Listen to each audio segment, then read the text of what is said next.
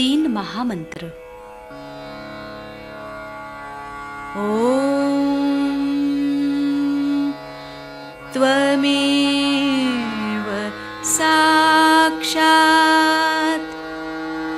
श्री महालक्ष्मी महासरस्वती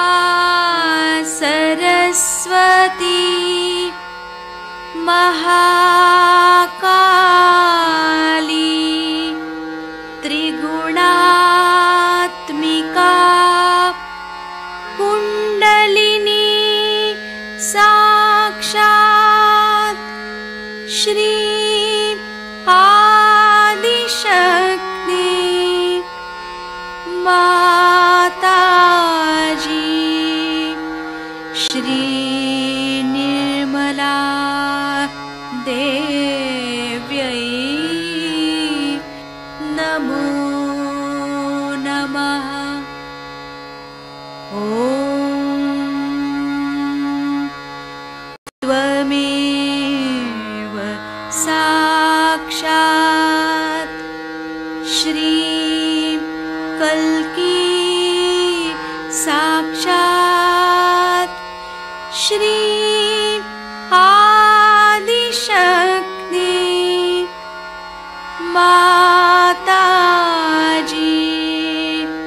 श्री निर्मला देव्यै नमो नमः। ओम त्वमेव साक्षात् श्री कल्की साक्षात् श्री सहस्रार स्वामिनी मोक्षप्रदायिनी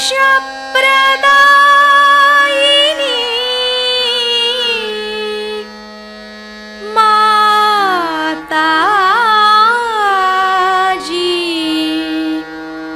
श्री निर्मला देव्यै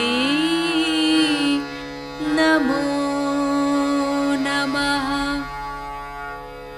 श्री गणेश मंत्र।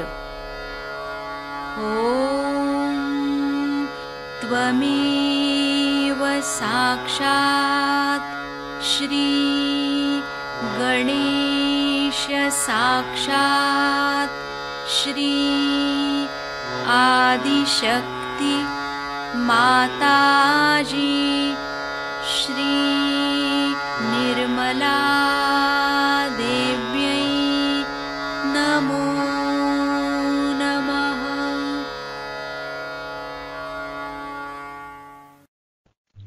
जय श्री माता जी। दोनों हाथ माँ के सामने, अपने हृदय में माँ की छवि को नमन करेंगे। परम पूजनीय श्री माता जी, हम सभी के हृदय में आइए, हम सभी के ध्यान में आइए।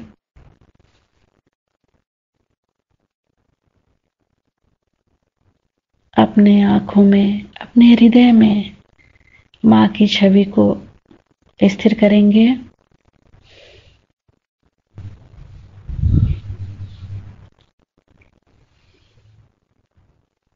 दोनों हाथों पे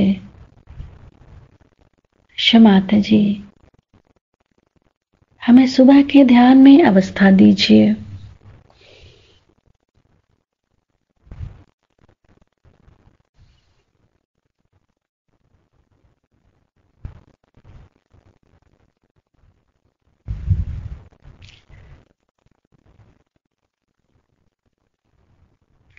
माता जी, जिन्होंने हमें परेशान किया है या जिन्होंने हमें तकलीफ दी है, हम उन सबको क्षमा करते हैं। हमारे कारण यदि किसी को भी कष्ट पहुंचा हो, हम हृदय से क्षमा मांगते हैं।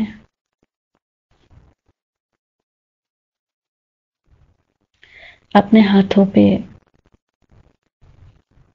माँ के प्रेम को अनुभव करेंगे।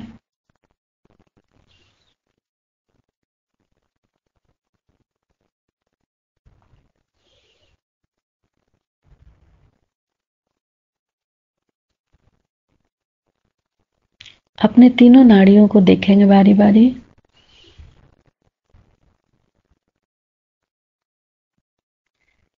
अपने चित्त को एड़ा नाड़ी पे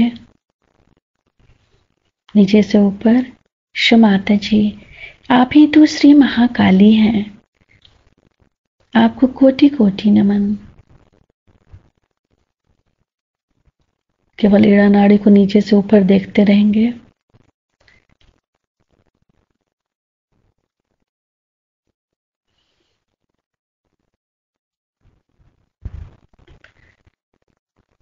फिर पिंगला नाड़ी को देखेंगे।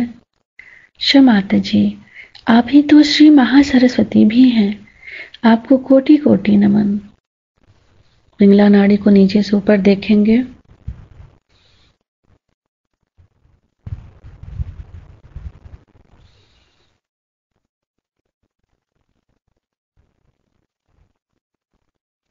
फिर सुषुम्ना नाड़ी।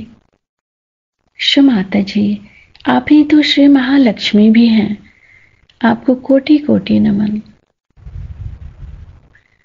माता जी, हमें पूर्ण संतुलन दीजिए।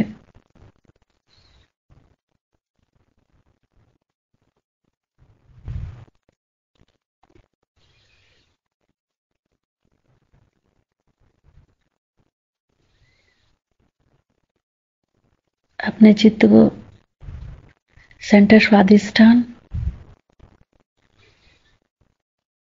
माता जी, आप ही तो श्री ब्रह्मदेव सरस्वती भी हैं, हमारे स्वादिष्ठान में जागृत हो जाइए। सेंटर स्वादिष्ठान पे चित्त रखते हुए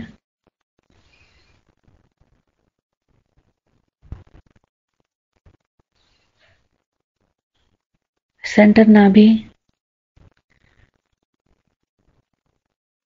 माता जी, आप ही श्री लक्ष्मी और नारायण भी हैं, हमें समाधानी बनाइए। पूरा चित्त सेंटर नाभि।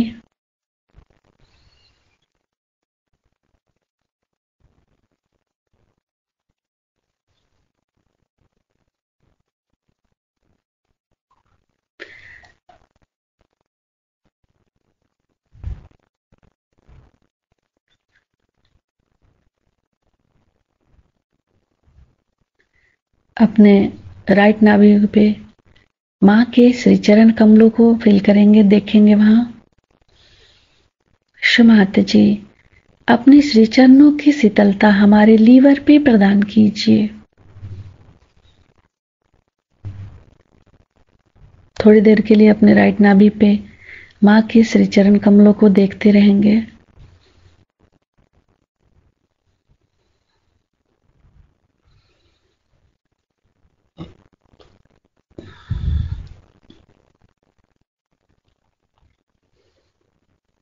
धीरे धीरे अपने संपूर्ण चित्त को फिर से सेंटर हृदय पे। माता जी, आप ही तो श्री जगदम्बा हैं, हमारे हृदय में जागृत हो जाइए। माता जी, हमें सभी प्रकार के भयों से मुक्त कीजिए।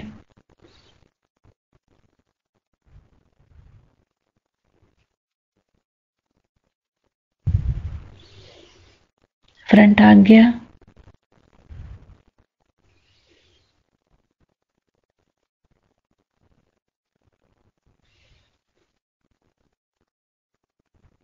बैक आज्ञा। सिर के तालु भाग पर संपूर्ण चित्त।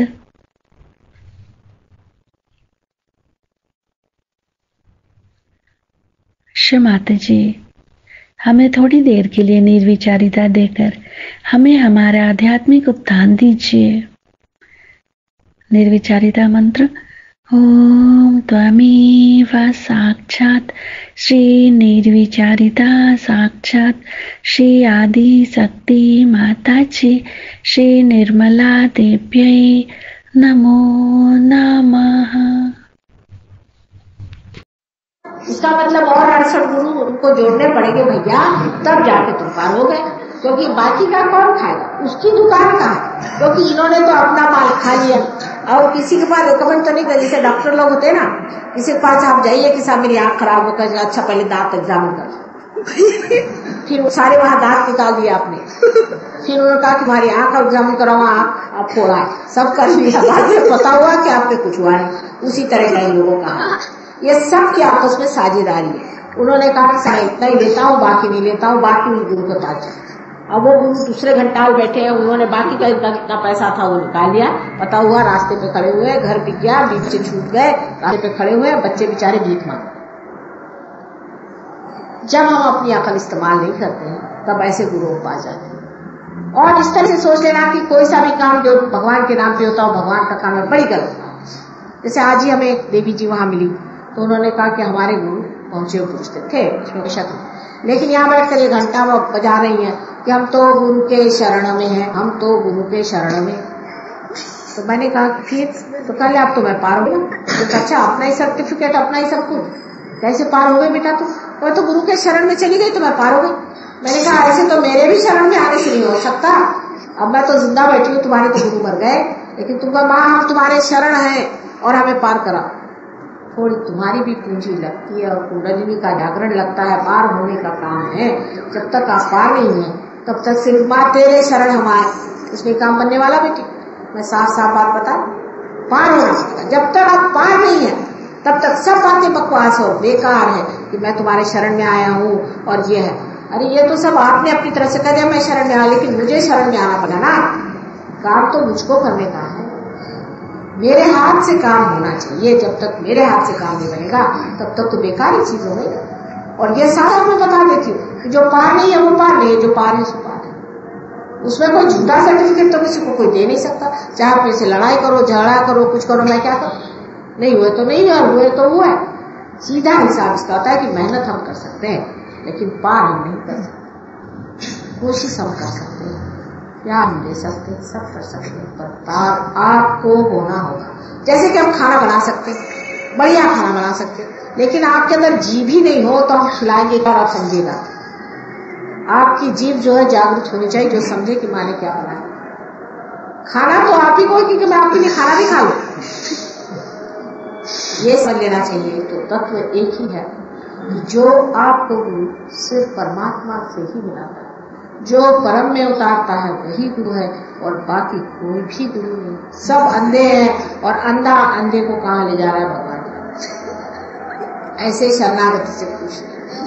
शरणागति तो सिर्फ पार होने के बाद ही शुरू हो सकती, उससे पहले की शरणागति कुछ नहीं। आपने लिखा होगा कि पार किए बगैर मैं पैर पे किसी को लेना नहीं चाहता, क्योंकि क्या आप जब पार ही नहीं हुए तो मैं भी क्या करूँ? पार तो होना पहले जरूर। हाँ, ये जरूर है कि बहुत से लोग पैर पे आने पर ही पार हो जाते हैं, तो ठीक है, लेकिन कोई शरणागति की जरूरत नहीं है। शरणागत बाद में होना चाहिए। शरणागत जब आप होते हैं तब कम से कम शरण आने के लिए आत्मा तो होना चाहिए, प्रकाश तो होना चाहिए। बगैर प्रकाश आप मेरे भी पैर पे मत आए। पता नहीं, शायद मैं भी 420 108 क्या पता। अगर मैं हूं तो आप कैसे जानिएगा कि है या नहीं? बेकार की बकवास भी कर रही होंगी तो आप कैसे जाएंगे? कभी भी आप जब तक पार नहीं होते आप मेरे पैर पे होते हैं। और इसीलिए मना किया गया था कि किसी के सामने बंदगी नहीं करनी चाहिए। बंदगी उसी के सामने करना चाहिए जो परमात्मा से आपको मिला। जब तक वो घटना आपके अंदर घटित नहीं होती तब तक आप बिना तत्व के कोई चीज को मानना नहीं चाहिए। इसलिए जो हमारा सुरक्षा का तत्व है उसके बारे में मैंने आपको बताया है। कल बाकी के तत्वों के बारे में बताऊंगी। आज काफी लंबा चौड़ा में बन गया है। और मुझे एक बात बड़ी खुशी हुई, क्योंकि सबने कल कहा था कि कल सिनेमा है तो कोई नहीं आएगा माँ प्रोग्राम में। और मेरे पिताजी बेचारे लंदन जा रहे थे, उनको ऐसे ही छोड़ के मैं चली आई। एयरपोर्ट भी नहीं गई। मैंने कहा नहीं जाना चाहिए, हो सकता है कोई लोग तो आएंगे ही, और इसलिए मैं आई। और मुझे बड़ी खुशी हुई कि आप लोग अपना सिनेमा छोड़ करके भी यहाँ आए। इसका मतलब आपने तत्व को ज्यादा महत्व, और इसीलिए मैं बहुत आज खुश हूँ। परमात्मा की कृपा से आप सब आज पार हो जाइए तो कल बड़ा मजा रहेगा। और कल सबको लेके हाँ ये which will they would like to have, but I've seen that we had one girl from England. Her name was Felicity, and she came here. I was speaking only in Hindi or Marathi, and she was getting good vibrations all the time, and the vibrations were all right. When she went back to England, she lost all her vibrations. So, because I was speaking in English. So, I said, what's the matter?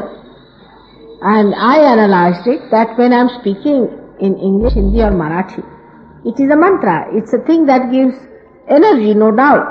But when I speak in English language, especially, say, the people who understand English are sort of, they start thinking about it and their ego starts working it out. And when ego starts working it out, you know what happens. And that's why the vibrations were much poorer. And if you want, I will speak it. If you want me to speak in English, I will. I don't mind. But the problem is this, that the more I'll speak in English, the worse it would be for vibrations. So I would like all of you to tell me what should I do.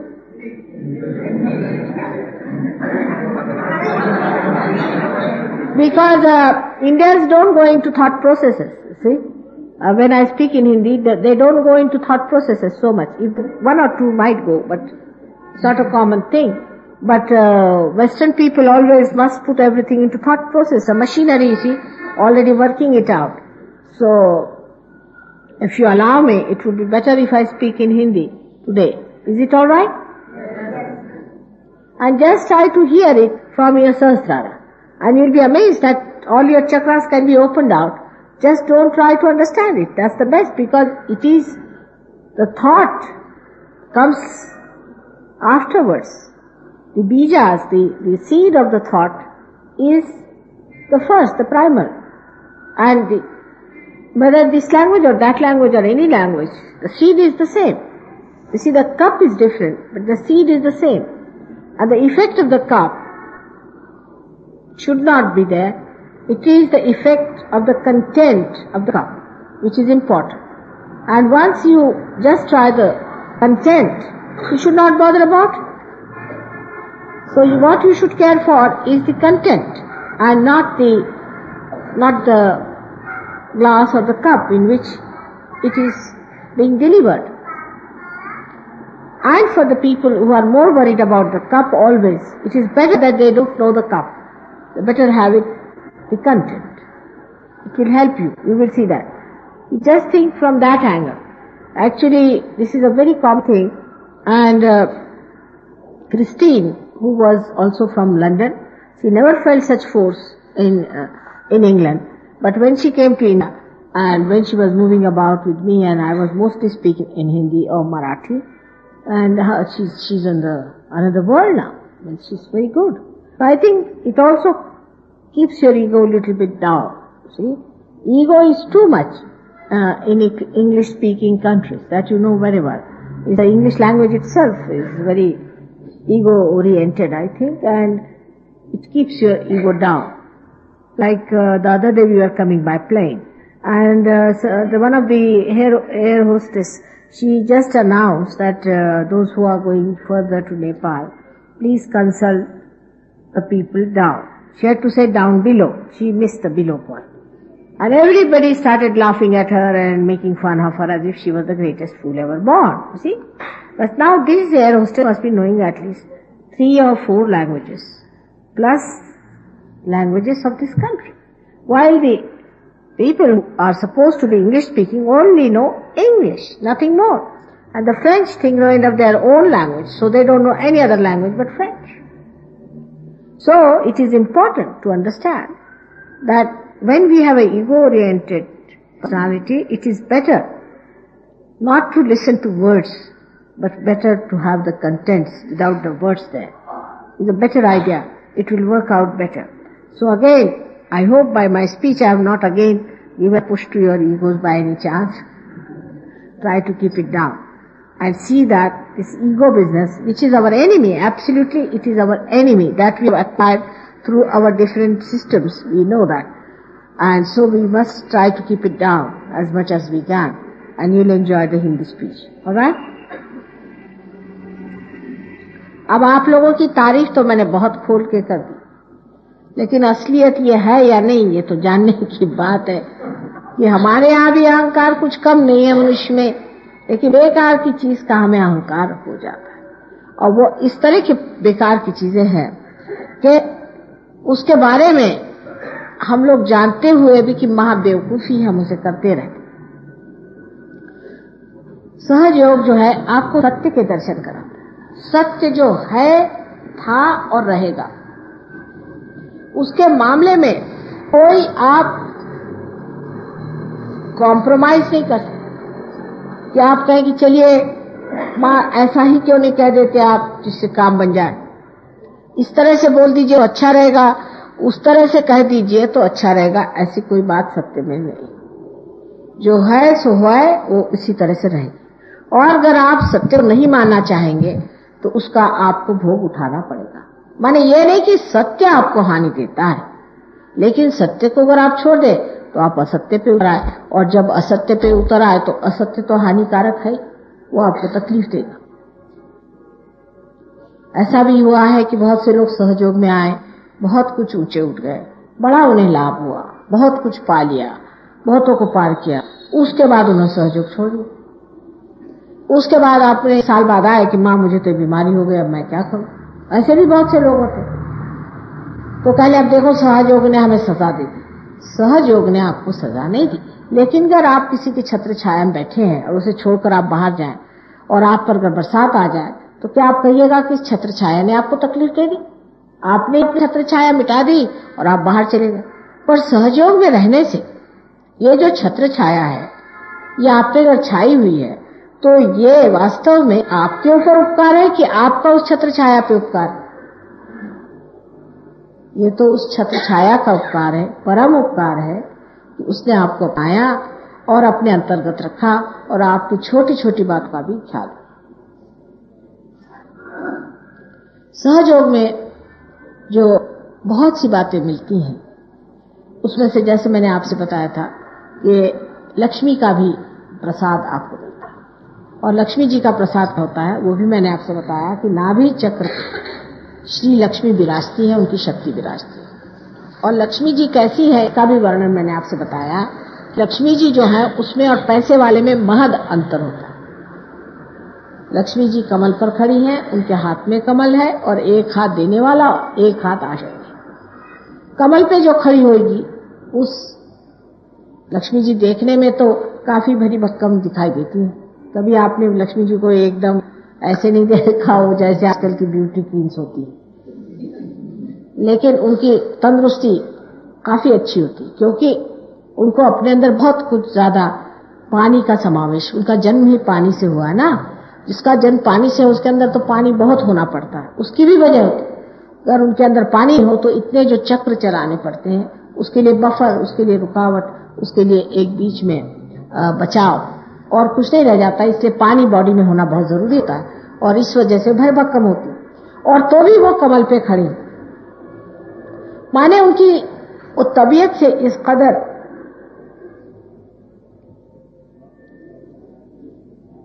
शब्द नहीं हिंदी में, पर जिसे कहना चाहिए कि इस कदर वो सजी हुई है या तबीयत से इस कदर वो सधी हुई है कि पूरा बैलेंस करके भी, और उनका कोई वजन ही नहीं वो डालती कमल, कोई उनका वजन नहीं डालती, यानी अपना बोझा वो किसी पे नहीं डालती।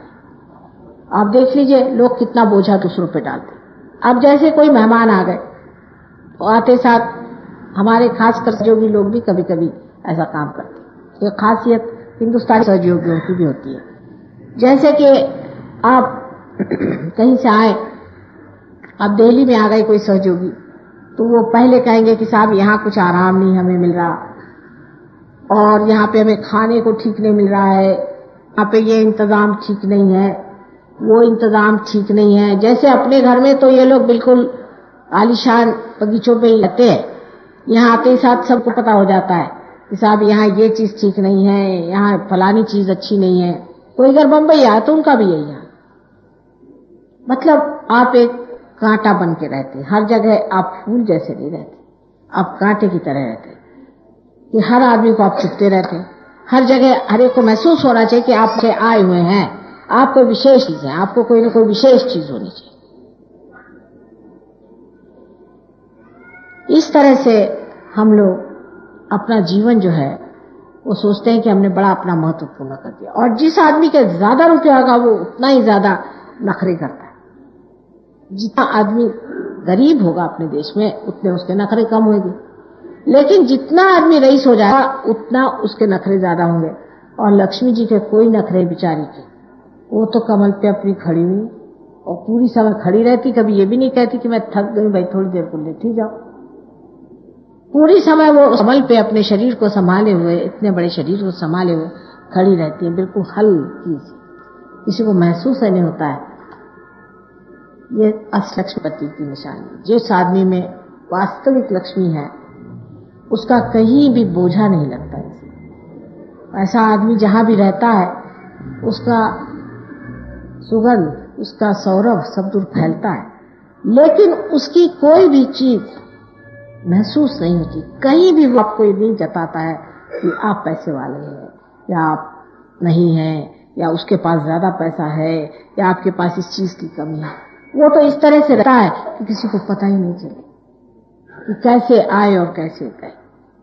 वो इस तरह से जीवन बिताता है जैसे किसी को पता ही नहीं चलता। लेकिन अधिकतर पैसे वाले तो पहले डींग बजाते घूमेंगे कि साहब मैं बड़ा पैसे वाला हूं, कुछ नहीं तो अजीब तरह के हॉर्न लेकर के रस्म बजाते चलेंगे, जिससे वो मुड़ मुड़ के देखे कि कौन गधा चला जा रहा है। हर चीज का शो होना चाहिए, हर चीज की आर्टिफिशियलिटी होनी चाहिए। एक एक तमाशा ला कर देता है अपने नाम से क्योंकि वो पैसे वाला। ये लक्ष्मी जी की बात नहीं। लक्ष्मी जी बहुत ही ज्यादा एकदम ऐसी तरीके से रहती, संभली हुई, सदी हुई कि किसी को पता ही नहीं चलता। फिर एक हाथ से उनका दान होना चाहिए। वो दान भी किसी को पता नहीं होना चाहिए कि दान हो रहा है। जस्ट बह रहा है तो जा रहा है, दे रहा है, लेने का सवाल नहीं। और दूसरे हाथ से आश्रय होना चाहिए।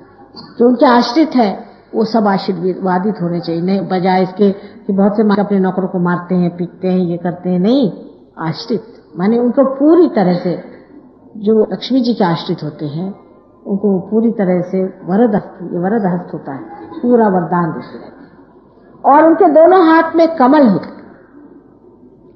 कमल गुलाबी रंग के होते हैं और गुलाबी रंग के कमल में ये द्योतक है कि वो प्रेम की निशानी। गुलाबी रंग जो है उनके प्यार और प्रीत की निशानी है।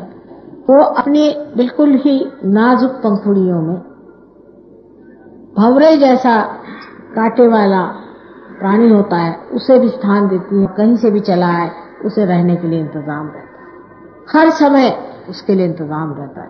ऐसा आज तक मैंने कोई पैसा वाला नहीं देखा कि उनके दरवाजे कोई भी चला तो कहे अच्छा भाई तुम्हें कोई जगह नहीं, आओ मेरे यहाँ सो जाओ।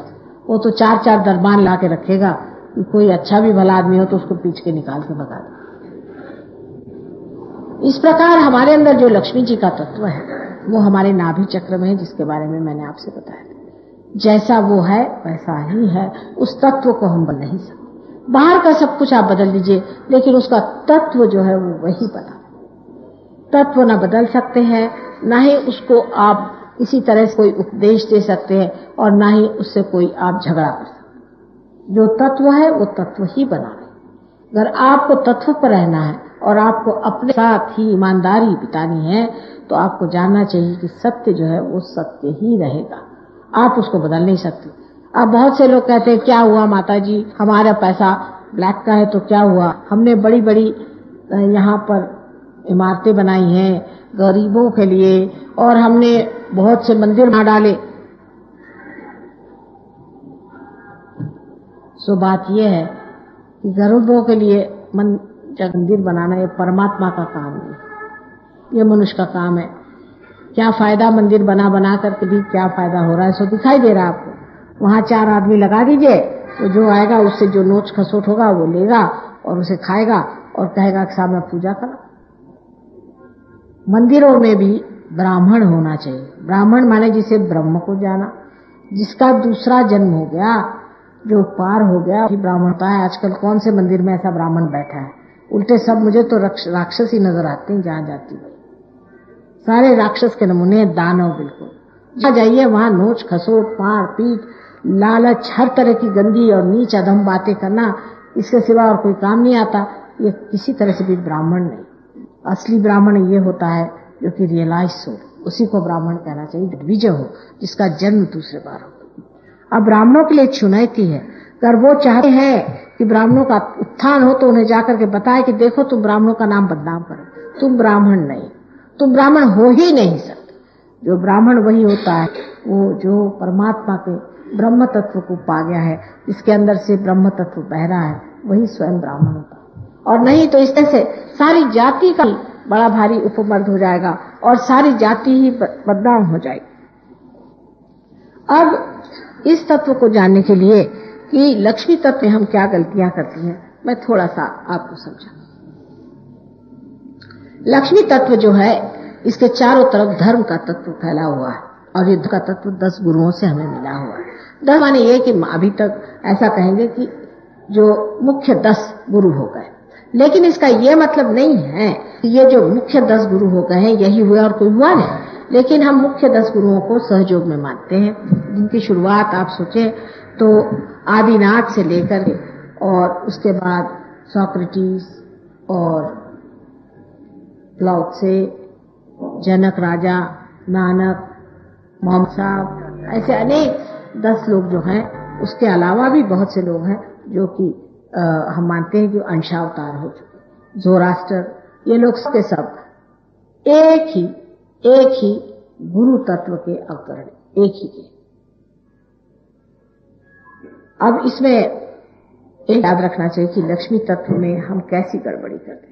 ये बहुत जरूरी है कि अपने देश में लक्ष्मी क्यों नहीं। बहुत लोग मुझसे पूछते हैं कि आपके देश में रामचंद्र जो वाइब्रेशंस छोड़े, उन्होंने वाइब्रेशंस छोड़े और आपके यहाँ लक्ष्मी तत्व क्यों नहीं। उसकी वजह आप पहली वजह यह है, जहां भी आपने भूत विद्या, प्रेत विद्या, श्मशान विद्या और तांत्रिक विद्या, इसमें से कोई सी भी विद्या अगर आपने चलाई तो वहां से जो है लक्ष्मी जी चली जाती, एकदम लक्ष्मी जी चली जाएगी।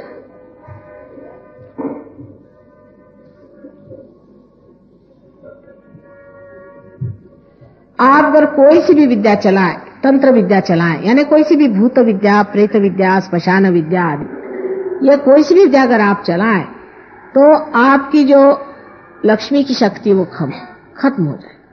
जैसे आपसे बताया, हमारे यहाँ एक साहब आते थे उनकी दुकान और उनकी दुकान बिल्कुल नहीं चलती थी। तो मैंने कहा अच्छा आप अपनी पत्नी को लेके आइए। जब उनकी वो पत्नी को लेके आए तो देखा कि साहब उनकी ग्रह लक्ष्मी जी जो थी वो बिल्कुल भूतनी बनी हुई थी, के अंदर इतने गंदे विचार चल रहे थे। तो मैंने उनसे पूछा भाई तुम किसके पास जाती हो, कोई तांत्रिक के पास जाती? नहीं, कहले तांत्रिक तो नहीं, लेकिन हमारे गुरु है वो। मैंने कहा अच्छा तुम्हारे गुरु क्या करते हैं? और जब उन्होंने बताया कि वो हमसे क्या क्या करवाते, मैंने कहा बाबा रे बाबा ये तो पक्का तांत्रिक है। और इसीलिए औरत फंस गई। फिर वो निकाले पीपर पर के उन पे जो चढ़ाए थे वो, उसके बाद उस आदमी की इतनी उन्नति हो गई कि उसको खुद आश्चर्य होगा कि जो लोग भी हमारे दुकान पे नहीं आते थे वो लोग आने लगे और लक्ष्मी जी इस तरह से आने लगे। अब अपने देश में देखिए कहां कहां गरीबी है ज्यादा, केरला में बहुत ज्यादा गरीबी। मैं केरला में गई थी, मुझे बड़ा आश्चर्य हुआ कि केरला में लोग सारे मुर्दे जो है घर के पास ही गाड़ते हैं, घर के साथ जहां मरते हैं वहीं गाड़ देते हैं। दूर जाने की जरूरत क्या है, वहीं गाड़ दिया, चलो काम खत्म। नहीं आवाज आ रही? हाँ अच्छा,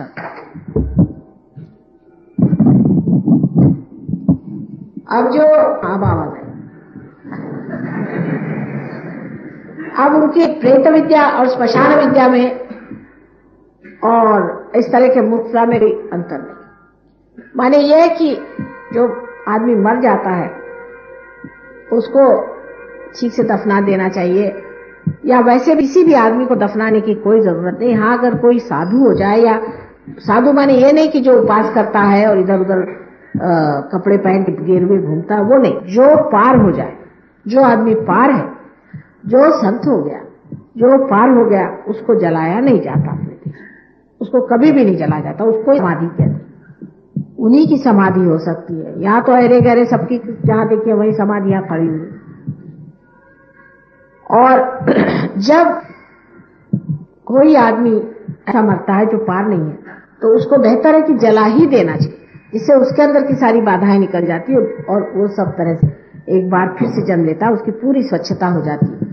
क्योंकि आप जानते हैं आंख की विशेषता ये है कि वो कंचन को भी माने सोने को भी एकदम खरा कर दे, इसलिए ऐसे आदमी को जला ही देना चाहिए। एक सीधा हिसाब है, लेकिन लोग उसको घर ही में गाड़ देते हैं। वहां जब हम वहां देहात में गए तो मैंने कहा यहाँ कहाँ भूत के पास ले आए, सारी स्मशान नगरी तो बिल्कुल स्मशान है। वो कहा कि कैसे है? मैंने कहा यहाँ सारे तो मर्दे गड़े दिखाई दे रहे मुझे।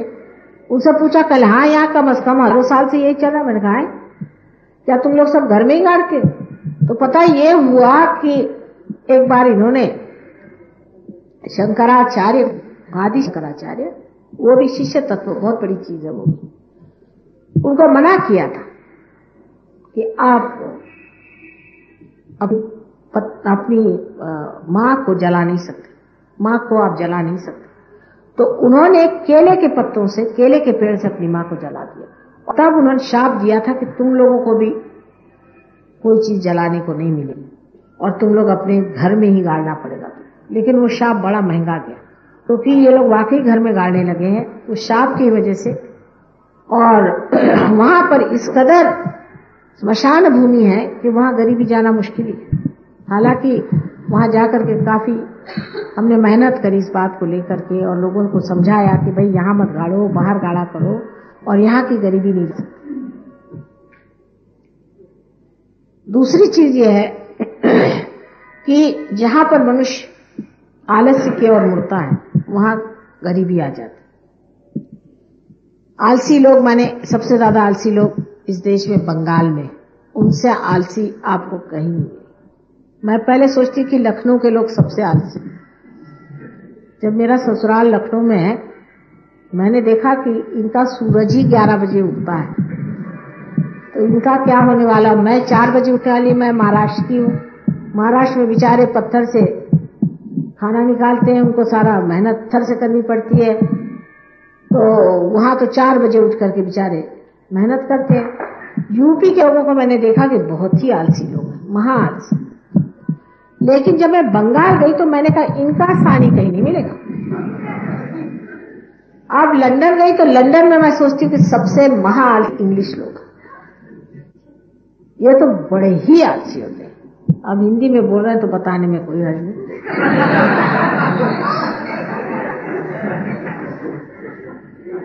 आप विश्वास नहीं करेंगे कि ये लोग रात में ही मुंह धोकर सोते हैं, और वहां ऐसे लोग होते हैं, वहां पर ऐसे भी लोग हैं जिन्होंने 1-1 साल नहाया नहीं।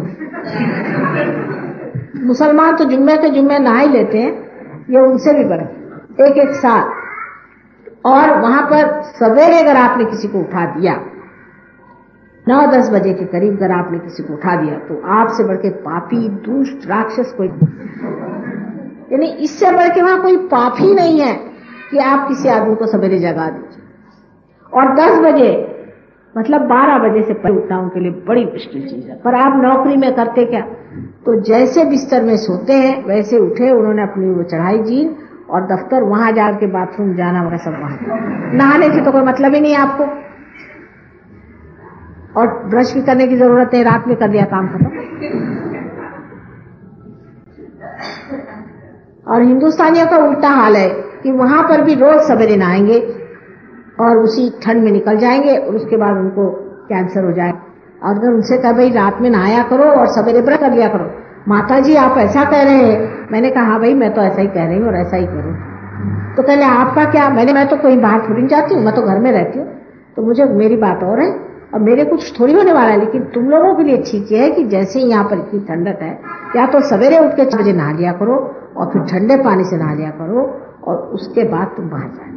वैसे भी गर्म पानी से नहाकर बाहर जाना बहुत गलत चीज है, चाहे यहाँ हो चाहे कहीं। उसके बाद हमेशा ठंडे पानी से नहा लेना चाहिए। गर्म पानी से नहाने के बाद भी हमेशा ठंडे पानी से नहाते रहिए तो आपको जुकाम सर्दी कभी नहीं होती। अब एक ये छोटी सी बात है, लेकिन वो भी उन लोग करना बड़ा मुश्किल है, इतने आलसी होते हैं और हमेशा थके रहते हैं।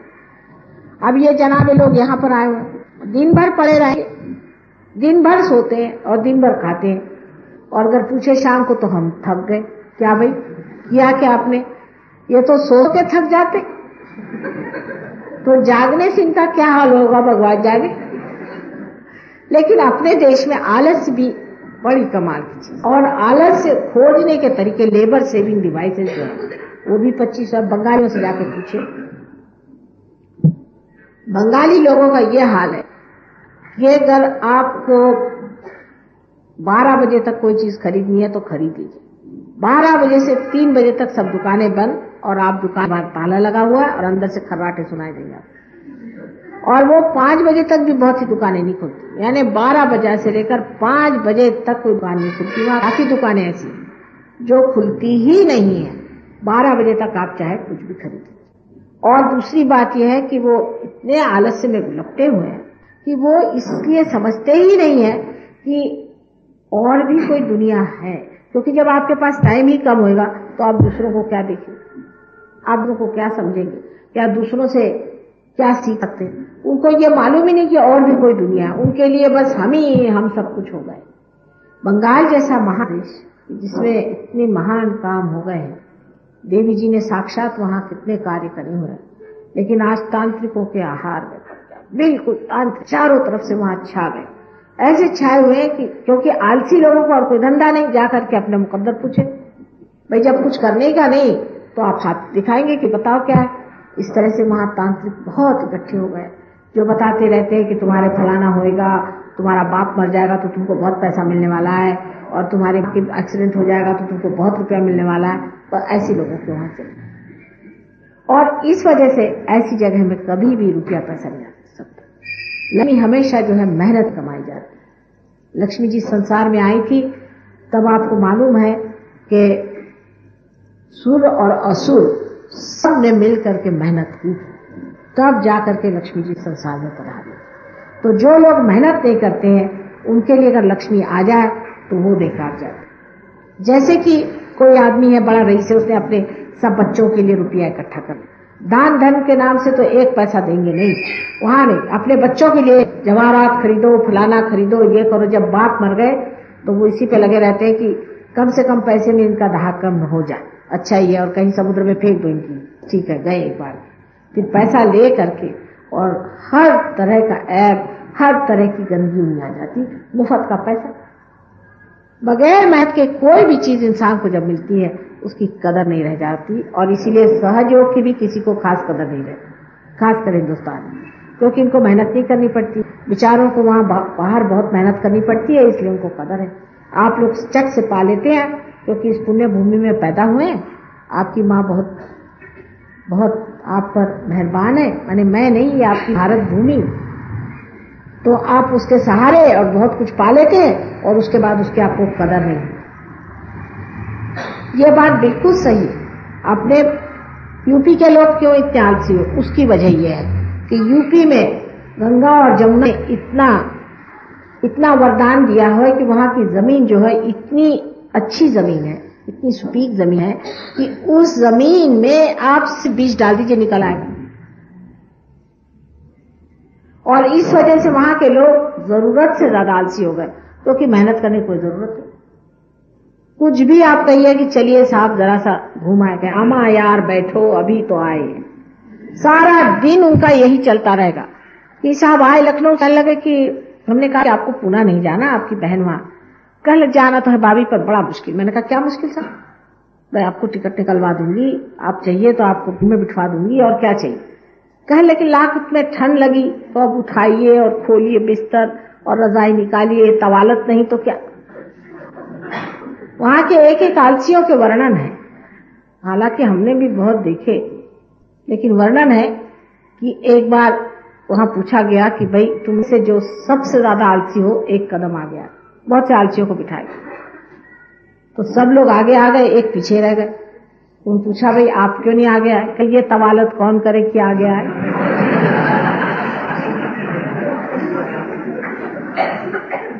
और इस आलस्य के वजह से ही ये जो घर का जो राजकारण है ये शुरू हो जाता है।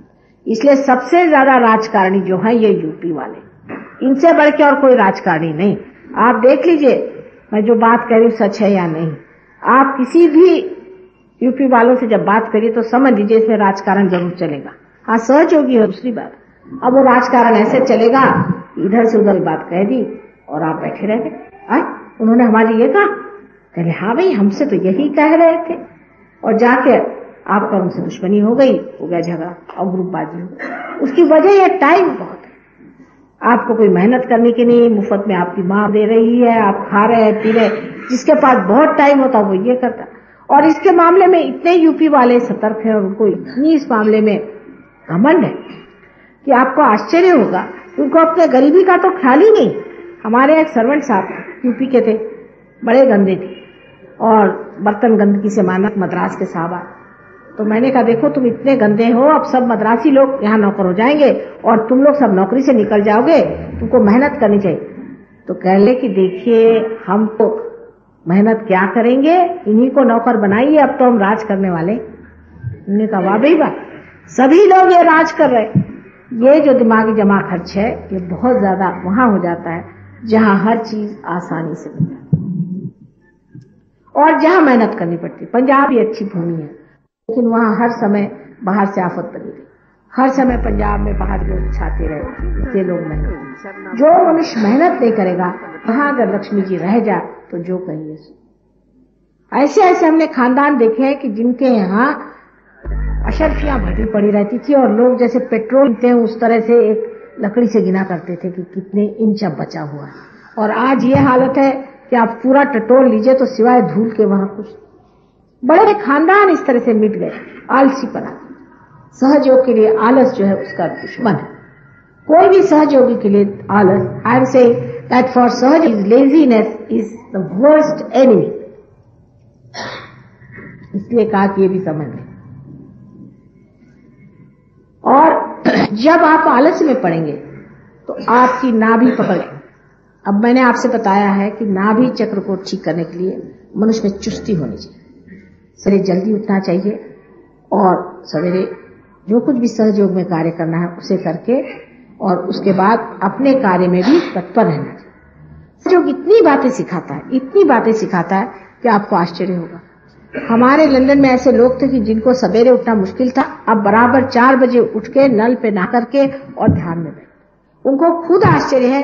तो मैंने पूछा कि कैसे बात कर ले माँ, आप सवेरे हमको 4 बजे जगा देती हैं, सब काम आप जगा देती और हम जग जाते। जब तक अपने देश में ये चुस्ती नहीं आएगी, हमारा देश गरीबी से, चिल्लाने चीखने से और भीख मांगने से कभी नहीं जाएगा। भीख मांगना तो सबसे बुरी चीज। मैं कहती हूँ इससे अच्छा है कि देश भूखा नंगा मर जाए, पर दूसरों के आगे हाथ फैलाने की क्या जरूरत है आप लोग। इससे बचे मैं कहती हूँ मलिन और गलित चीज कोई नहीं। इससे अच्छा है कि हम लोग मर जाएं, वही ठीक है, बजाय इसके कि आप जा करके दूसरों देशों से भीख मांगते। आपके देश में किसी चीज की कमी नहीं, किसी भी चीज की आपके देश में कमी नहीं। आप देखिए तो दूसरे देशों में जाने पे मुझे तो लगता है इनके पास सिवाय प्लास्टिक के और है क्या। जरा से एक साहब आए, कह ले साहब हमारे घर पे चलिए, बहुत जरूरी हमारे पास एक इंडियन ऑथेंटिक चीज रखिए। का पता नहीं क्या बला है। अब गए 50 मील हमें ड्राइव करके दे और दिखाए क्या कि वो अपने मुरादाबादी सुराही उनके घर में रखी। हमारे लड़कियों ने कहा मम्मी क्या इन्होंने तो मार डाला, बोल। कहले क्या करें क्या करें। नहीं, मैंने कहा बहुत आपको अप्रिशिएट कर रहे हैं कि आप ये मुरादाबाद की सुराही लेके चले आए। कहले ऑथेंटिक है बिल्कुल। मैंने कहा अच्छा क्या ऑथेंटिक। कहले ये तो इतने साल पुरानी है। मुझे उनकी बात याद आ गई। अपने प्रेमचंद जी ने बड़ी अच्छी कहानी लिखा थी अकबरी लोटा पर, वही मुझे नजर आई कि ये आदमी 50 मील हमें दौड़ा के ले गया दिखाने के लिए मुरादाबाद की सुराही, क्योंकि इनके यहाँ पीतल जो है सोने के भाव भी था। इनके यहाँ कॉटन का कपड़ा अगर कोई पहन ले तो राजा हो जाए। किसी ने कॉटन हैंडमेड, अरे बाप रे बाप, ये क्या। हमारे यहाँ तो लोग सोचते हैं कि बाजार की खरीदी हुई चीज ज्यादा अच्छी, रेडीमेड महंगा मिलता है, उनको विश्वास नहीं होता। अपने यहाँ अगर कॉटन का कपड़ा, हम कहते हैं हमें कॉटन इतना मिलता है, तो कह अच्छा क्या इतना कॉटन मिलता है, तो आप बहुत रही से। हमने कहा तो हम तो है ही, लेकिन हम लोग सोचते हैं कि हमारे पास ट्रांजिस्टर नहीं इसलिए हम गरीब हैं। कहले बेवकूफ है वहां के लोग, बिल्कुल सरासर बेवकूफ है। अरे जिसके पास सब चीजें मौजूद है और वो ऐसी फालतू की चीजों के लिए दौड़े, उसे क्या कहना चाहिए। जैसे हम जर्मनी गए थे तो वहां हमसे सबने कहा कि भाई जर्मनी बड़ा अच्छा स्टेनलेस स्टील मिलता है, एक एक पीस जरूर लाना। बहुत साल पहले की बात बता रहे, कोई 65 साल पहले, 65। तो हमने कहा, जो हमारे साथ देवी जी थी, कि भाई हमें कुछ स्टेनलेस स्टील खरीदना। उसने कहा क्या कहा आपने, स्टेनलेस स्टील? मैंने कहा, कहले ऐसे तो आप आलिशान लगते, स्टेनलेस स्टील क्यों खरीद रहे? तो कहा भाई हमारे रिश्तेदारों को बड़ा शौक है स्टेनलेस स्टील। कहले मैंने सुना कि आपके तो लोग पीतल में खाते हैं। मैंने कहा बाकायदा पीतल में खाते हैं। तो कहले भैया गंदा वाला स्टेनलेस स्टील किसके लिए ले जा रही है? हमारे यहाँ तो भिखारी लोग खाते हैं स्टेनलेस स्टील में। अपने यहाँ अगर कोई रईस हो गया तो स्टेनलेस स्टील में बड़ी शान से रखा, जैसे कि पता नहीं क्या चीज रख दी। हम लोगों के मूल्य इतने खराब हो चुके हैं कि बेकार में ही हम गरीब हैं। अरे गरीबी है कहाँ? ये मेरी मनिया, आप हिंदुस्तान में आइए, साहब खाना खिला खिला करके आपको बीमार कर दे, 2 दिन के अंदर ना आपको बीमार कर दे तो जो खाइए। मैं तो परेशान हूँ। मैं कहती भाई मैं माता जी हूँ, इनके जैसा मैं भी उपास शुरू करती हूँ, लेकिन मैं सबसे कहती उपास नहीं करो तो मेरे ऊपर बात आ जाएगी। नहीं तो वाकई मैं अगर किसी को उपास करना चाहिए तो वो मुझे, क्योंकि मेरी सब लोग जान लिए रहते, ये खाओ वो खाओ, मुंह में मार, जैसे वो नया दूल्हा आता है उसके मुंह में भरा जाता है। ऐसे मेरा हाल कौन कहेगा? इस घर में गरीबी है। अभी ये जो फॉरेन है ये कहते भैया सवेरे इतना खाते, दिन में इतना खाते, शाम को इतना खाते, यहाँ तो हमें नहीं दिखाई देता कहीं गरीबी। ऐसी कौन सी आफत आई? आप पीतल के थाल में खाए।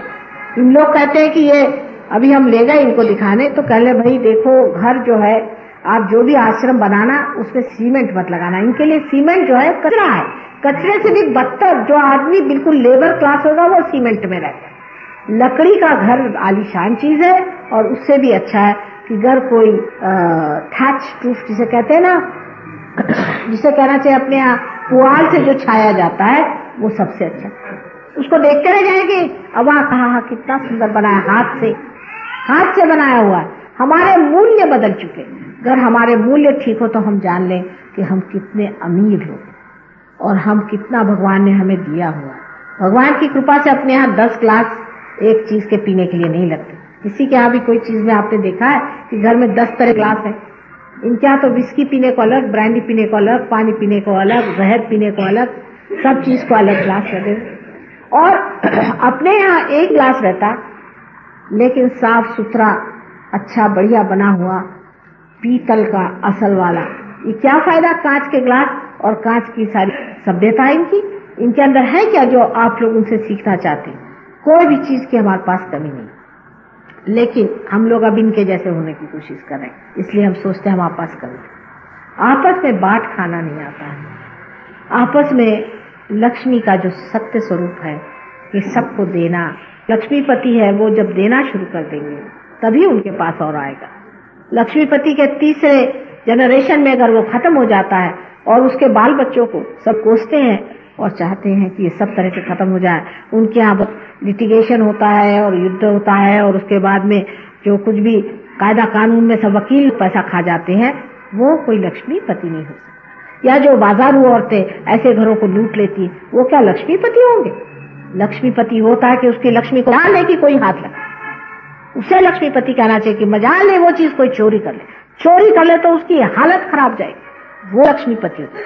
और वो लक्ष्मी तत्व इस देश में सबसे ज्यादा है, लेकिन हम लोग उसको भूल चुके हैं। हम लोग तो अब क्या हो गए हैं मेरी खुद समझ में नहीं आता। मैं खुद अजनबी हो गई हूँ इस देश में आकर। मेरी समझ में नहीं आता है कि जब परमात्मा का दिया सब कुछ है, उसमें संतोष करना एक छोटी सी चीज हमारे अंदर नहीं। पंजाबी भाषा में हमेशा खैर खैर करते हैं ना, वो पता नहीं शायद अब वो शब्द चला गया हो, लेकिन पहले खैर जो भी है खैर खैरियत से, साफ खैरियत से। इसे पूछे कैसे? खैरियत से। कोई मुंह लटका के ये तो नहीं कहता कि मर गया हूं।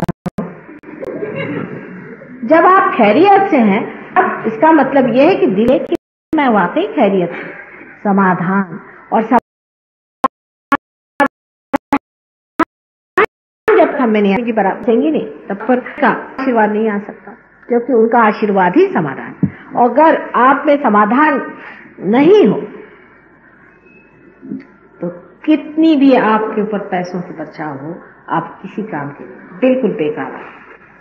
तो और बहुत जरूरत है जिससे कि लक्ष्मी जी भागती हुई कंजूसी। हिंदुस्तानी जरा कम होते हैं कंजूस, ये लोग बहुत ही कंजूस होते हैं, बड़े ही कंजूस होते हैं, जितने पर्दे होते हैं। इतने पैसे को चिपकते हैं, जितना पैसा ज्यादा आ जाएगा उतना आदमी कंजूस हो जाता है। तो कंजूसी से बच के रहना चाहिए। लक्ष्मी जी के तत्व में देना, दान दान दान। जो आदमी दान करता है वो आदमी लक्ष्मीपति है और उसके अंदर लक्ष्मी हमेशा विराजती है और खुश रहती, क्योंकि उनका स्वभाव। आज इसलिए लक्ष्मी जी के बारे में कहा, क्योंकि आज रैली को देख के मुझे कुछ लगा कि भाई देश के लोगों को कुछ बताना चाहिए। भाई क्या कर रहे हैं, ये सब करने से लक्ष्मी जी नहीं आएंगी। लक्ष्मी जी आएंगी सहयोग में पार होने से, अपने लक्ष्मी को जगा लेने से, जिससे सारी तरह की भूत बाधाएं संसार से चली। अब जो उसके ऊपर का चक्र जिसके बारे में मैंने कहा आपसे, सुरक्षा का चक्र जो है, जहाँ पर देवी साक्षात विराजती है और जो हमारे लिए शक्ति स्वरूप है। हिंदू धर्म में शक्ति ही की पुजारी है, हिंदू धर्म शक्ति का पुजारी। लेकिन हम तो नहीं देखते कि हिंदू लोग शक्ति पूछते हैं, ये तो सिर्फ पैसे ही को पूछते हैं। मैंने तो आज तक देखा नहीं कि शक्ति को हिंदू लोग पूछते हैं। ऐसे पूछते होंगे जो लोग पूछते भी हैं मन में, तो वो पैसा ही चाहते हैं। यहाँ तक कि शक्ति के पास जाकर भी कहते हैं कि माँ हमें पैसा दो। शक्ति से भी जाकर यही मांगते हैं कि हमें पैसा दो। उनसे तो मांगना चाहिए कि हमें समर्थ बनाओ, सम अर्थ बनाओ, जो हम हैं उसी अर्थ के हमें बना दीजिए, ने हमें आत्मा स्वर बनाइए। ये अगर हम अपनी माँ से मांगे तो फिर दुनिया की कोई चीज मांगने की जरूरत नहीं है। आप अशक्त हैं, इसीलिए आप और चीजों के लिए दौड़ते हैं। जो आदमी समर्थ होता है उसको ठोकरों पे रखता है, वो बादशाह होता है, वो कोई चीज की परवाह नहीं करता। और इसलिए हमको चाहिए कि सहयोग में हम जागें और खड़े हो जाएं और ऐसे विशेष लोग बने जो दुनिया में एक ही तरह के हों, जिनमें ये सब फालतू की खुराफाते कि साहब किसी का पैसा मार लिया, किसी का घर नोच लिया, किसी को परेशान कर दिया, किसी को मर्डर कर दिया, इस तरह की जो दानव सेना तैयार हो रही है इस देश में, इसको खत्म करने के लिए बहुत जरूरी है कि सहयोग में आप लोग जागिए। फिर ऐसे लोग तैयार होंगे, ऐसे लोग तैयार होंगे कि दुनिया की कोई भी दानवी शक्ति उसको हटा दे और उसको नष्ट नहीं कर सके। यही हमारे देश का एक ही बचने का मार्ग है, और तो मुझे कोई मार्ग दिखाई नहीं। परिवर्तन होना चाहिए, और परिवर्तन होने के लिए कुंडलिनी का जागरण होना चाहिए। जब तक कुंडलिनी का जागरण नहीं होगा तब तक आप में परिवर्तन नहीं हो सकता। अब जो बहुत ही महत्वपूर्ण चक्र है जिसे विशुद्धि चक्र कहते हैं, वो आज सबका जरूरत से ज्यादा पकड़ा है, क्योंकि सब दूर बहुत धूल हो गई। और ये विशुद्धि चक्र पे श्री कृष्ण विराजमान है। ये श्री कृष्ण का स्थान है, ये पूर्णावतार है। इसलिए पूर्णावतार है कि इनके लिए संसार एक लीला, सब एक मजाक है। वो उस दशा में है जहाँ उनको कुछ भी बनावट करने की जरूरत नहीं है, कुछ भी कहने की जरूरत नहीं है, रोने धोने की जरूरत नहीं है, वो तो सब खेल कर रहे हैं। जब सहयोग में मनुष्य इस चक्र से ऊपर उठता है, उसमें भी ये शक्ति आ जाती है कि वो साक्षी होना शुरू हो जाता है। वो फिर ऐसी वैसी चीजें में उलझता ही, एक आनंद उसके अंदर हमें टपकते रहता है, और वो देखता है कि संसार का एक ड्रामा सा चल रहा है, ये तो सब मजाक चल रहा है और ये सब मिथ्या है। इस मिथ्या के पीछे लोग क्यों चल रहे हैं? ये चक्र हमारे अंदर बहुत ही जरूरी है। अब पहले मैं लोगों से कहती थी कि सिगरेट मत पिया करो। अब जब कैंसर की बीमारी आ गई तो लोग कह रहे कि हाँ भाई माँ तो कह रही थी कि सिगरेट पियो। अब सब लोग कह रहे कि इससे डेफिनेटली कैंसर होता है। कैंसर भी क्या है? कैंसर भी सुषुम्ना से हटना ही कैंसर। आप सुषुम्ना पथ पर अगर रहे तो आपको किसी भी बीमारी नहीं हो सकती, विशेषकर कैंसर नहीं हो सकता। पर अगर आप सुषुम्ना पथ से हट करके लेफ्ट को या राइट को किसी भी अतिशयता में चले जाएं तो आपको कैंसर हो सकता है। इसलिए बीचों बीच रहना है। सहयोग में आने के बाद हजारों लोगों ने सिगरेट पीना एकदम से छोड़ा। उसी तरह से उनका गुरु तत्व ठीक हो गया, उन्होंने शराब वगैरह एकदम छोड़ा। अब जो विशुद्धि चक्र है उसकी विशेषता यह है कि विशुद्धि चक्र जब हमने गर्दन उठाई और जब हम मनुष्य बन गए, तभी विशुद्धि चक्र पूरी तरह से प्रादुर्भावित हुआ है। उससे पहले इसका जो काम था वो पूरा नहीं हुआ था। और अब जो है 16 की कलाएं, श्री कृष्ण को 16 कला कहते हैं, और उसी तरह से 16 इसके सब प्लेक्सस होते हैं। जिसका विशुद्धि चक्र ठीक होगा उसका मुख सुंदर होगा। उससे पहले इसका जो काम था वो पूरा नहीं हुआ और अब जो है 16 इसकी कलाएं, श्री कृष्ण को 16 कला कहते हैं और उसी तरह से 16 इसके सब प्लेक्सस होते हैं। जिसका विशुद्धि चक्र ठीक होगा उसका मुख सुंदर होगा, तेजस्वी होगा, उसकी आंखें तेजस्वी होंगी, उसके नाक नक्श तेजस्वी होंगे और उसके अंदर एक तरह का बहुत ही ज्यादा डिटैच सा भाव हो जाए, जैसे कि ड्रामा देख। उस आदमी के मुख पे लगेगा कि एक ड्रामा चल रहा है, एक पल में वो नाराज होगा, दूसरे पल में हंसता रहेगा, बस उसकी अटखेलियां चलती रहेंगी। जिसका विशुद्धि चक्र खराब हो जाता है उसकी शक्ल खराब जाती है। पहली बार अजीब सा विद्रुप सी शक्ल हो जाती है, उसकी शक्ल में अजीब से भयानक सा उसका शक्ल दिखाई देने लगता है, कभी डरावना था, कभी डरा हुआ था। अब हम लोग इससे ड्यूटी क्या क्या करते हैं ना लोग, उसके लिए धंधे कोई करने की जरूरत नहीं। आप अपना विशुद्धि चक्र ठीक कर लीजिए, आपकी शक्ल दुरुस्त हो जाएगी, बहुत शक्ल दुरुस्त हो जाएगी। और इसके अलावा जिसकी विशुद्धि चक्र की पकड़ हो जाती है उस आदमी का आवाज बहुत कर्कश या बिल्कुल धीमा या उसकी मधुरता वो खो जाएगा।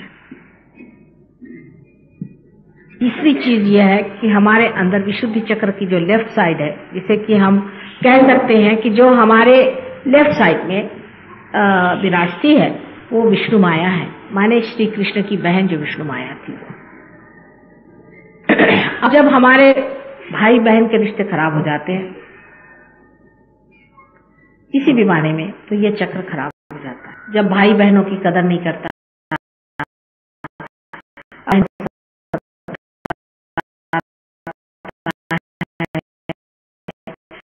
तब चक्र खराब हो जाता है। लेकिन हर औरतें हैं और ये विचार नहीं, तब ये चक्र बहुत ही बुरी तरह से खराब हो जाता है। और जब लेफ्ट विशुद्धि खराब हो जाती है तब आदमी को लगता है कि मैंने बड़ी गलती करी, अंदर से उसको लगते रहता है, वो एक तरह से गिल्टी आदमी हो जाता है। और कभी कभी ये गिल्ट इतना बढ़ जाता है कि उसके हाथ से अनेक पाप होने लग जाते हैं, गिल्ट कॉम्प्लेक्स उसके अंदर आ जाता है। इसलिए सहयोग में इसका मंत्र है, अंग्रेजी पे कहते हैं आई एम नॉट गिल्टी, और हिंदी में कहते हैं कि माँ हमने कोई गलती नहीं करी जो तुम साफ नहीं करो। राइट साइड की जो विशुद्धि है ये विट्ठल रपाई माने जबकि कृष्ण राज्य कर रहे थे तब की। जब हम अपने राज्य में विराजते हैं, माने हमारा राज्य परमात्मा का राज्य हुआ, और जब परमात्मा के राज्य में हम विराजे हुए और तब भी हम भिखारी जैसे बक करते हैं और लोगों से रुपया मांगते हैं और पैसा मांगते हैं और उनकी चापलूसी करते हैं और उनके सामने अपनी ये पेशानी झुकाते हैं, तब राइट विशुद्धि पकड़ जाती है। जो आदमी अपनी पेशानी अपनी किसी गरज के लिए दूसरों के सामने झुकाता है या किसी भी नीच आदमी के सामने इसलिए झुकाता है कि उसी को वो गुरु और कुछ मानता है, उसकी राइट विशुद्धि पकड़ जाती है। और राइट विशुद्धि पकड़ने के नाते बहुत तरह के कॉम्प्लिकेशन होते हैं, विशेष करके कैंसर की बीमारी इसमें हो सकती है। इसलिए जो लोग चापलूसी में आकर के इसके पैर छू रहे, उसके पैर छू रहे, उसके ये कर रहे करते हैं, जान लें कि आखिर आपको परमात्मा के सिवा और किसी के सामने अपना सर नहीं झुकाना, और किसी के सामने सर झुकाने की जरूरत भी क्या है और दे भी क्या सकता है। बहुत से लोग हमें कहते हैं कि वो संत साल से उनके हमने झुका है, अधिकतर तो ढोंगी और भोंदू ही लोग हैं, नहीं तो 420 या दानव या राक्षसी है। अच्छा अगर ये नहीं हुए, समझ लीजिए एक साधु संत है, वो भी पार है, समझ तो भी है तो इंसान, भगवान तो नहीं, अवतार तो नहीं है। जब तक कोई अवतार नहीं हो तो उसके साथ झुकाने की क्या जरूरत है। तुम भी कल हो सकते हो पार और तुम भी कल संत हो सकते, लेकिन जो अवतार है उसके सामने सर झुकाना दूसरी बात है, तब सारे चक्र खुलते हैं।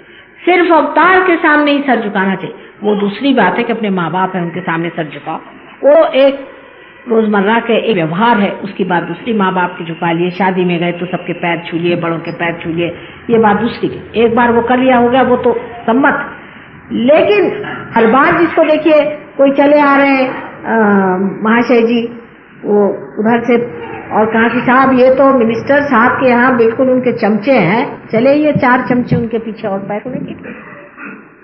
इस तरह की जिन लोगों की दुर्दशा होती है वो इस कदर दुख में पड़ जाते हैं और इतनी तकलीफें उठाते हैं कि मैं तो उन लोगों को ठीक करते करते तंग, क्योंकि मनुष्य को अपनी इज्जत और अपनी शान के साथ ये चक्र जो है आपको शान दी कि आपने सर ऊपर उठाया। ये नहीं कि इसको हर जगह आप झुकाते फिरिए और अपने को नीचे गिराते फिरिए। आप बहुत बड़ी चीज है, भगवान ने आपको एक अमीबा से इंसान बनाया और जब आप इस हालत पे आ गए तो आपको जरूरी है कि आप इसकी इज्जत करें, अपनी इज्जत करें और अपनी जो शान है उसको समझें। दूसरी बात यह है कि बहुत से लोगों को यह भी है कि दूसरों से डरते रहते हैं। ये भी जो चक्र है इससे भी लेफ्ट की शुद्धि पकड़ सकते। जब आप किसी आदमी से डर जाएं, वास्तविक में आप बेकारी में डरे, तब आपकी लेफ्ट की शुद्धि पकड़ सकती। विशुद्धि चक्र बहुत महत्वपूर्ण है और विशुद्धि चक्र के पकड़ने से अनेक तरह की बीमारियां आती है। बट सबसे खराब बात यह होती है कि आप पार भी हो जाते तो भी आपको वाइब्रेशंस नहीं आते, आपको महसूस नहीं होता। आपकी जितनी नर्व्स है, हाथ की मर जाती तो हाथ पे महसूस नहीं रहा और लोग कहते हैं कि माँ हमको अंदर तो महसूस हो रहा है पर हाथ में नहीं महसूस होता और इसलिए उनको परेशानी होता है। सबसे जो बड़ी खराबी विशुद्धि ये है, अगर आपने गलत मंत्र कहे हैं, आपने अगर किसी भी ऐसे आदमी से मंत्र लिए हैं जो अनधिकार है, जिसने आपको झूठे मंत्र दिए हैं, इन सब से आपकी लेफ्ट की शुद्धि पकड़नी और इस लेफ्ट की शुद्धि का इलाज यही है कि उस मंत्र का जो है जागरूक करा लें। अगर कोई मंत्र जागरूक नहीं है तो उसको इतना ही नहीं। और मंत्र जागरूक तभी होता है जब कोई रियलाइज सोल आपको मंत्र बताए और वो भी निदान करके बताए कि आपकी कहाँ तकलीफ है, कौन सी तकलीफ है, किस जगह में कौन सा मंत्र कहना है। अगर वो बराबर से आपको बता सके तो आप उस मंत्र को कहें तो आपको मंत्र सिद्धि हो सकती। सहयोग में आज ऐसे हजारों लोग हैं जिन्होंने मंत्र को सिद्ध कर, इतने मंत्र सिद्ध है उनके कि वो अगर अपनी जगह में भी बैठकर वो मंत्र कह दे तो उससे जो उनको काम करना है कर सकते। मैंने बुरे काम तो सहयोग में कर ही नहीं सकता, लेकिन अच्छे मंत्र कर सकते। ऐसे ऐसे लोग पहुंच गए सहयोग में, दिल्ली में नहीं है इतना, दिल्ली में कुछ लोग बहुत पहुंचे लेकिन इतने ज्यादा लोग नहीं, और बाकी ऐसे मैंने बहुत से लोग देखे जिन्होंने मंत्रों को एकदम सिद्ध कर लिया और उस सिद्धता के लिए मंत्र पे मेहनत करनी है, बैठ करके मंत्र करना पड़ते हैं, उस पर बोलना पड़ता है, अपने चक्रों पे ध्यान करना पड़ता है और उसकी सिद्धता हासिल करनी चाहिए। अगर किसी ने गणेश का मंत्र सिद्ध कर लिया है तो वो आदमी इतने कमाल कर सकता है जिसकी कोई हद नहीं। लेकिन अभी तक सहयोग में ऐसे बहुत थोड़े लोग हैं कि जो इस ओर ध्यान देते हैं और जिन्होंने भी ध्यान दिया, ऐसे मैंने बहुत से लोग देखे जिन्होंने मंत्र को इतने जल्दी सिद्ध कर लिया कि मुझे आश्चर्य होता है उनके एक ही मंत्र से कितना बड़ा कार्य हो जाता है। इसलिए मैं आपसे कहती हूँ कि अपने विशुद्धि चक्र को आप स्वच्छ रखें। विशुद्धि चक्र जो है ये विराट, कृष्ण विराट स्वरूप, अंत में कृष्ण विराट हो रहा है। सारा जो एवोल्यूशन है ये सिर्फ विष्णु शक्ति से होता है। तो विष्णु बनते बनते आखिर विराट हो जाते हैं और विराट का स्थान ये है, ये विराट का स्थान है। इसलिए विशुद्धि चक्र को ठीक करने के लिए ये पेशानी आप किसी के सामने मत झुकाइए, ये विराट के सामने ही झुकनी चाहिए, क्योंकि आप विराट के अंग प्रत्यंग हो गए, अब आप पार हो गए। और खबरदार अगर आपने आपकी ये पेशानी किसी के सामने झुकाई है, अगर आपने किसी के सामने झुकाई है तो आप विराट को भूल गए। मोहम्मद साहब ने बहुत बड़ा मंत्र विराट का कहा है, अल्लाह अकबर। और ये मंत्र जो मोहम्मद साहब ने, वो साक्षात दत्तात्रेय थे और उन्होंने ये मंत्र कहा है, आप अल्लाह अकबर कहो। अकबर माने ग्रेट, माने विराट। ये उंगली विशुद्धि की है, दोनों उंगली कान में डाल करके आप अगर पीछे की तरफ गर्दन करके और अल्लाह अकबर कहें तो आपका विशुद्धि चक्र खुल जाता है। इसके अलावा और बहुत से आसन आदिक है, इसके मामले में मैं आपसे बता नहीं सकती आज, लेकिन अनेक तरीके ये ठीक हो सकता है और इसको ठीक रखना चाहिए।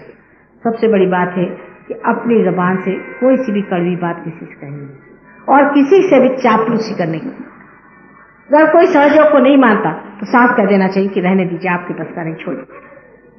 ना किसी की चापलूसी करने की जरूरत है और ना ही किसी के सामने घिघियाने की जरूरत है और ना ही किसी से कठिन बात करने की जरूरत है।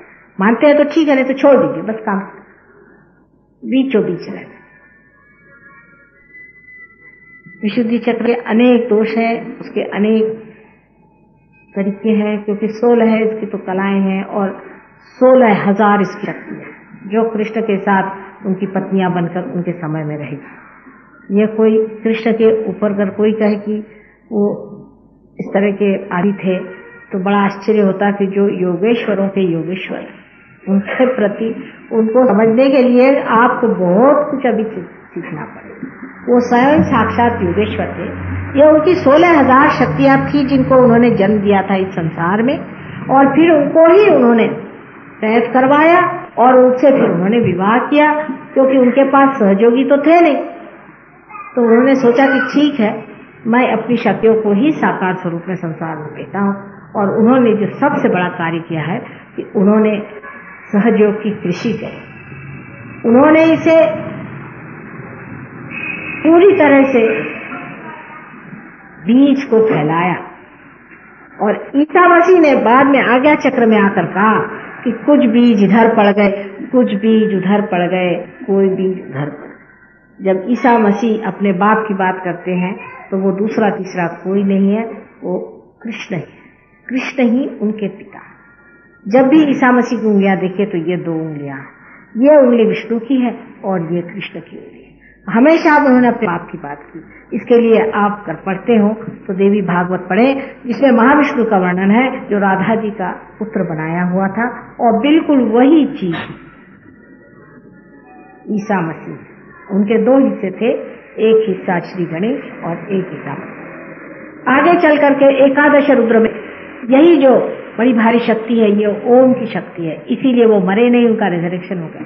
ये साक्षात प्रणव था जो कि संसार में आया और इस संसार से उठ के चला।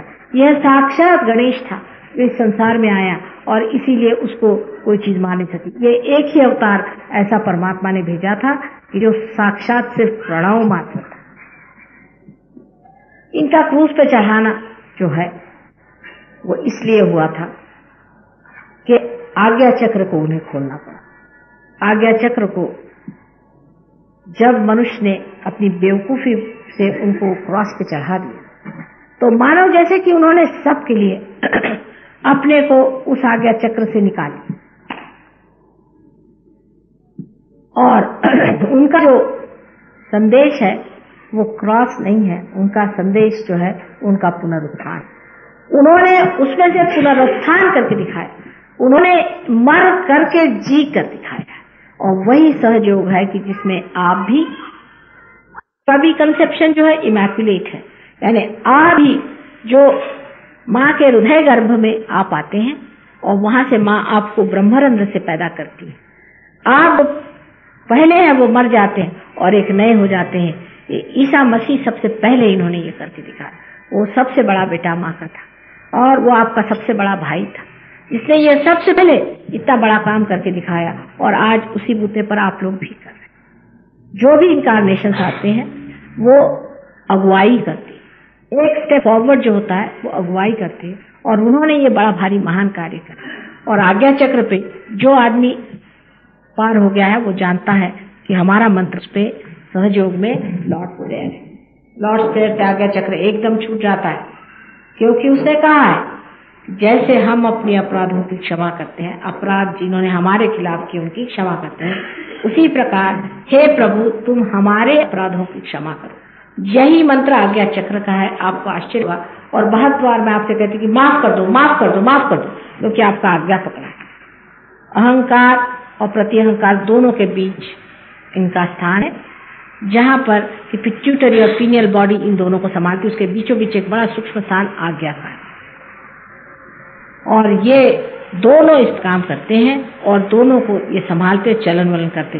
शुरुआत तो दोनों की विशुद्धि चक्र से होती है, पर इनका चलन वलन और संभालना और स्टीयरिंग जो है वो आज्ञा चक्र से होता है, जिस पर साक्षात महागणेश और महाभैरव बैठे हुए हैं। और जो सामने की तरफ यहाँ आज्ञा चक्र पे ये जो यहाँ पर ये ईसा मसीह का स्थान है। ईसा मसीह महाविष्णु है और उनके लिए कृष्ण ने कहा था कि मुझे जो जो चीज संसार में लोग अर्पण करेंगे उसमें से 16वां हिस्सा तुम्हारा रहेगा और तुम सारे संसार का आधार बन के आओगे और मेरे से भी ऊपर तुम्हारा स्थान रहेगा। हालांकि श्री कृष्ण का स्थान ये है विराट का, लेकिन यहाँ पर बीच में आज्ञा चक्र में दोनों जगह देखिए कि इस और इसके बीच में उन्होंने अपने बेटे को बिठाया। और राधा जी जो थी वही मेरी है, वही संसार में मेरी के रूप में आई थी और उन्होंने इस बेटे को लाया था। ये सारा खेल और नाटक इसलिए किया गया कि मनुष्य की मूर्खता वो समझ ले कि अपने अहंकार में, अपने ईगो में उन्होंने ईसा मसीह जैसे आदमी को जो कि साक्षात ब्रह्म स्वरूप थे उनको तक पहचाना। लेकिन अब ऐसा नहीं, ईसा मसीह ने कहा है कि मेरे खिलाफ चाहे आपने कुछ भी कहा हो, उसकी मैं माफी कर दूं, और मेरे साथ आपने कोई भी ज्यादती की है उसकी मैं माफी कर दूं। लेकिन अगर होली घोस्ट माने आदि शक्ति के खिलाफ अगर किसी ने जरा सा भी कदम उठाया तो उसको मैं देख लूं। साफ साफ शब्दों में कहा, उसका पनिशमेंट जो है वो बहुत गहरा होगा। साफ साफ उन्होंने इन शब्दों में कह दिया है। अगर आप बाइबल पढ़े तो आप देख लें, इसका मतलब उन्होंने कह दिया कि होली घोस्ट संसार में आने वाले, और होली घोस्ट से ठंडी हवा आएगी, कूल ब्रीज आएगा, ये भी बाइबल में लिखा है। इसलिए ईसाई लोग मुझे जरा, मतलब हिंदुस्तान के नहीं लेकिन बाहर के, बहुत जल्दी मान जाते हैं क्योंकि ये पहचान है होली घोस्ट की, ये आदिशक्ति की पहचान, और किसी से भी ऐसी ठंडी हवा नहीं आती है जैसे कि होली घोस्ट से आती है, ये उसमें लिखा हुआ।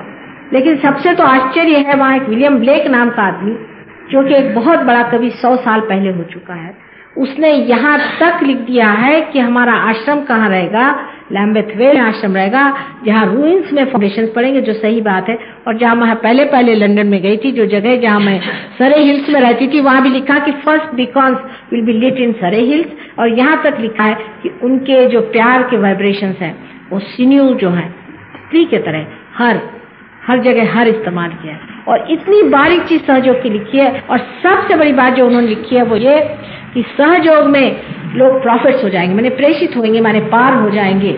जो भगवान के लोग हैं, मैन ऑफ गॉड, जो पार हो जाएंगे। और एक विशेष बात होगी कि ये लोग जो पार होंगे ये दूसरों को भी प्रॉफिट बनाएंगे।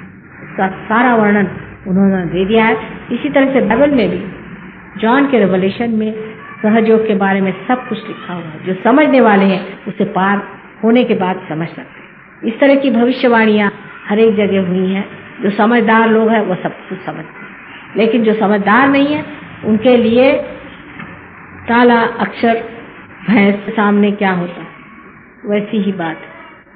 उसी तरह की चीज है कि आदमी को समझ आने के लिए ही पार करना पड़ता है। जब तक आपके अंदर प्रकाश नहीं आया तो आप भी इस बात को नहीं समझ सकते। इसलिए पहले पार हो जाइए, तब आप समझेंगे और पूरी बात को आप जान लेंगे। पार हुए बगैर कोई भी बात करना व्यर्थ जाएगा।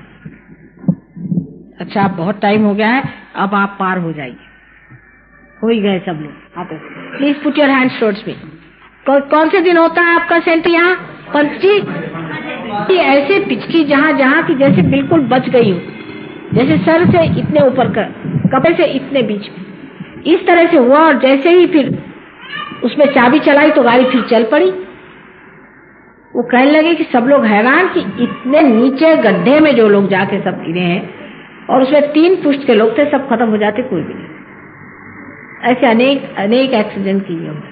लेकिन 2 लोग यहाँ पर संडे को नहीं आएंगे या मंडे को नहीं आएंगे, उनके लिए माता जी नहीं है। पहले आप जबरदस्ती करके आइए, उसके बाद आप आ ही जाइएगा।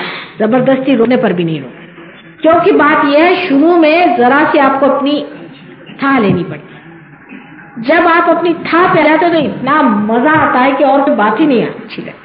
फिर तो आप जबरदस्ती ही यहाँ आया करेंगे। कोई कहेगा मंडे को नहीं तो आपको लगेगा अरे क्या खराबी हो गई, क्योंकि दुनिया ही और हो जाती। पर वो टाइम ऐसा होता है, उसके लिए थोड़ा अपने पे जबरदस्ती करनी पड़ती। वो कृपया अपने पे जबरदस्ती करें, सहयोग में आए, सबसे मिले, आशीर्वादित हो, आपस में बातचीत करें। ये सब आपके भाई बहन वास्तविक हैं और ये बताएंगे कि आपकी पकड़ कहाँ आ रही, इनकी पकड़ कहाँ आ रही, और ये सब आपको समझा दें। और अब आप प्रकाश हो गए हैं, आपके अंदर लाइट आ गई, आप भी दूसरों को दें। अपने भाई बहन, अपने रिश्तेदार, उनको बुलाइए, सबको बुलाइए। हमारे एक सहयोगी हैं मिस्टर प्रधान, उनके लड़के का, बड़े लड़के का लड़का मर गया। वो भी बड़ी बुरी तरह से एक टांकी पर गिर के मरा। तो उनसे लोगों ने कहा कि भाई माता जी ने कुछ नहीं किया इस लड़के के लिए। तो उन्होंने कहा कि साहब माता जी ने मेरा ठेका लिया है, इसका बाप कभी माता जी के पास नहीं गया और उस लड़का कभी नहीं गया। हालांकि वो मेरा ग्रैंडसन है, मेरे लिए बहुत दुख की बात है, लेकिन माता जी की बात मत कहो। मेरे सन ने तो कहा कि आप कुफी कर रहे हैं, आप कहाँ सहयोग में मरे जा रहे हैं, और ये लड़का तो कभी आता ही नहीं था, तो हंसता था माता जी। तो जब उन्होंने कभी उनका आश्रय ही नहीं लिया, आपने उनके लिए कुछ किया ही नहीं, तो आप क्यों चाहते कि उनका ठेका ले रखा हम हमारे सारे खाना का। और जबकि आज उनकी उम्र कोई 65 साल की है, 75 साल की है, और बड़े मेहनती आदमी है और बड़े शरीफ आदमी, और सहज के लिए बहुत किया। लेकिन देखिए आप अपने रिश्तेदार खाने पे बुलाते हैं, इस पे बुलाते हैं, उनको कहना आप सहयोग की मेजबानी पर आइए। थोड़े दिन को भोजन के लिए बुलाना पड़ेगा, लेकिन भोजन के सिवा आएंगे नहीं। भोजन के बाद भजन और भजन के बाद पार, कुछ न कुछ ऐसे तरीके लगा करके इनको पार करना पड़ता है। आसान नहीं है, हाथ में जल्दी नहीं आने वाले। जैसे मछली को पकड़ते हैं ऐसे इन सहयोगियों को पकड़ना पड़ता है, इसलिए कोशिश करनी पड़ेगी। और तो भी बहुत से बेवकूफ छूट ही जाते हैं, इसलिए जो महाबेवकूफ है उनको छोड़ देना, उनको देखेंगे बाद में, लेकिन जो अक्लमंद है उनको समझाकर बुझाकर सहयोग में ले आओ। Raga Durga, please put your attention on heart. I think I don't have to say something about Raga Durga. The name is enough itself. Durga. Raga for the mother, which comes from your heart. Raga Durga.